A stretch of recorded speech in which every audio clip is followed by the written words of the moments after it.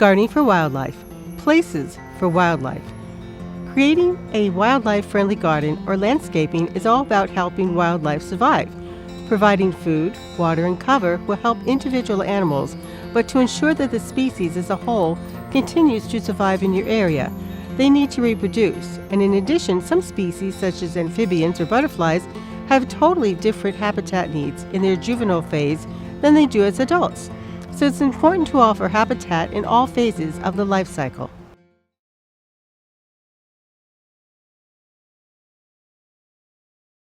Trees are a great habitat for wildlife. And why, may you say? Well, it's almost a nature's condo for wildlife. We all know that little tiny birds build nests up into the branches for their little baby birds, but also there's birds like this owl here. They'll nestle into those little crevices within the tree.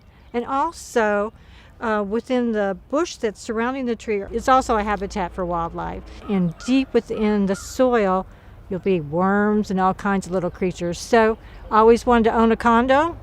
Plant a tree.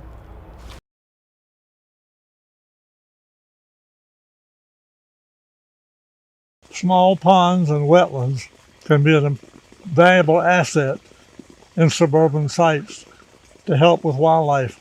Frogs and toads especially are mostly adults or terrestrial, but their youngsters need water in which to grow.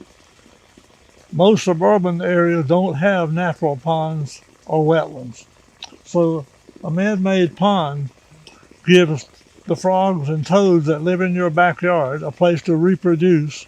They lay their eggs in the water. The tadpoles live in the water and grow up, metamorphose into adult frogs, leave the pond, and then occupy your yards for their adult life. Without these ponds, they have no place to reproduce, and populations will suffer considerably. So consider adding a small pond. They don't have to be large, but they need to be permanent water that will not dry out and will allow the frogs and toads a place to lay their eggs, raise their young, and add to the wildlife in your yards.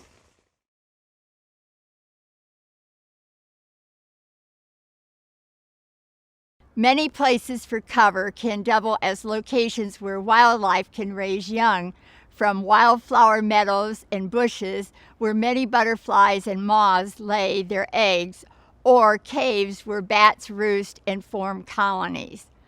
How can I give wildlife a place to raise their young?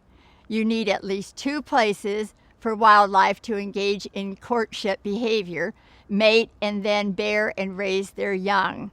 It can be mature trees, a meadow with plants, a nesting box, a wetland, a cave, host plants for caterpillars, dead trees or snags, dense shrubs or a thicket, water garden or pond burrow. If you live in an apartment or a duplex or somewhere where there's not a meadow or there's not a thicket or there's not dead trees lying around, then you can have something on a patio like parsley, which butterflies love to have, so that not only they can lay their eggs there, but then the caterpillars can also grow there.